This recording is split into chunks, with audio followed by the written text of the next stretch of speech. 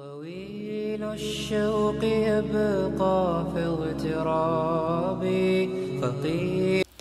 Salam alaikum tout le monde, j'espère que vous allez bien et bienvenue dans ce nouveau Yas Talk. Cette semaine je devais faire un weekly vlog mais malheureusement j'ai pas assez filmé, donc je me retrouve à faire un Yas Talk aujourd'hui. Et aujourd'hui on va parler d'un sujet que j'apprécie particulièrement, qui est la discipline. Alors je pense que cet épisode il est un peu complémentaire avec l'épisode sur la motivation, car comme je vous l'ai dit dans l'épisode sur la motivation, pour vraiment user de la motivation de manière efficiente, il faut faire naître de cette motivation une discipline. Donc la discipline tout simplement, comment je pourrais définir ce mot? Je pense que la discipline c'est une habitude qu'on va créer de nous-mêmes et qui va devenir tellement habituelle et qui va être automatique pour nous. Par exemple, si on fait du sport 3 fois par semaine pendant des mois et des mois, ça va devenir tellement une habitude qu'au final, quand on va plus en faire, on va sentir un manque. On va sentir quelque chose qui manque dans notre vie.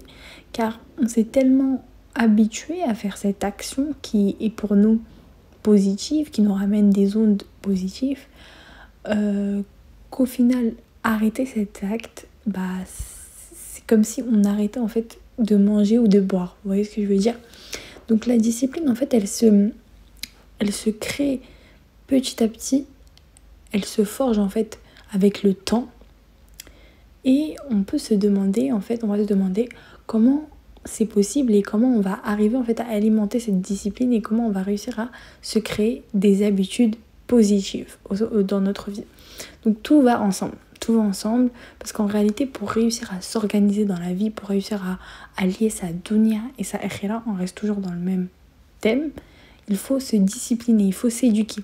Car, comme vous le savez, nous, l'être humain, il a un nefs, il a une âme qui l'attire vers les plaisirs, vers les passions, vers ce qu'il aime, qui l'attire vers la flemmardise aussi, qui lui dit non. Et en même temps, on a le shaitan qui lui nous incite à faire le mal. Donc le côté positif de notre nefs, lui doit éduquer le côté négatif et doit bien évidemment doit aussi ignorer le shaitan. Donc en fait, pour se discipliner, pour s'éduquer, il faut tout simplement se forcer et il faut se limiter. En fait, c'est comme quand un parent éduque son enfant.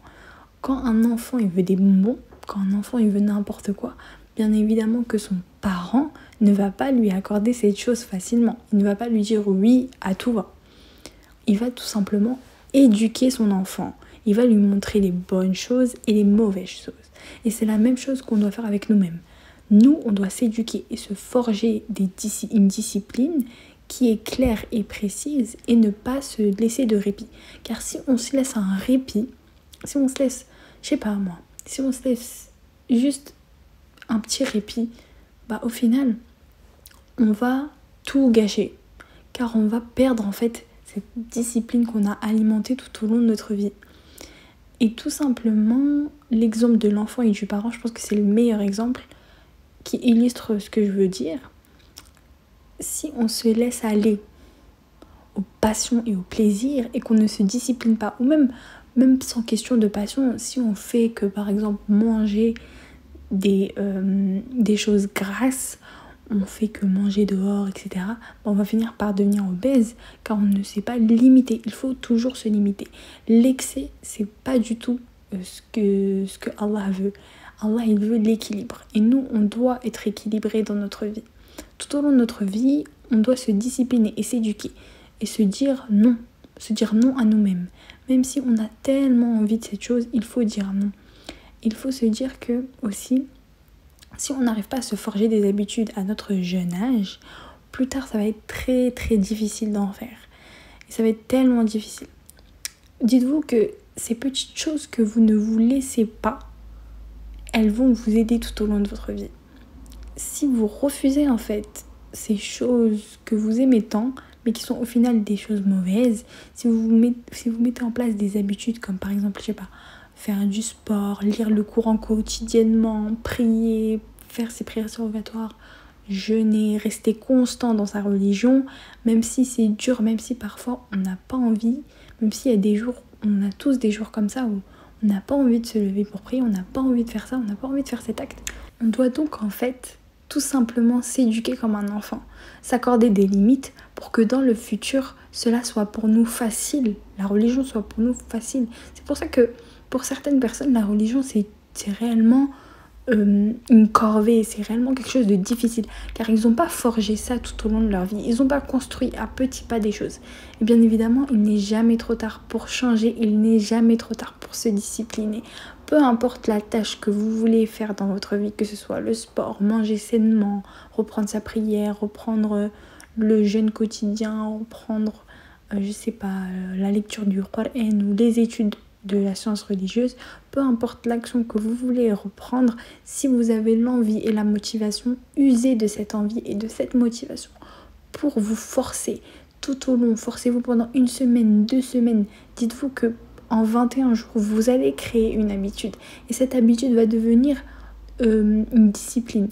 Et au final, vous allez faire cette chose de manière naturelle et ce sera tellement un plaisir et vous allez savourer en fait cet acte.